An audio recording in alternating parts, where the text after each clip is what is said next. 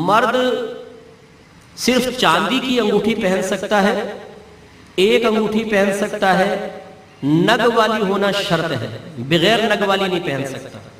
نگ کا وزن کتنا ہی ہو لیکن جو حلقہ ہے اس کا وزن 4.5 ماشا کم از کم ہو، اس سے زیادہ نہ ہو۔ ایک انگوٹھی چاندی کی نگ والی اور حلقے کا 4.5 ماشا۔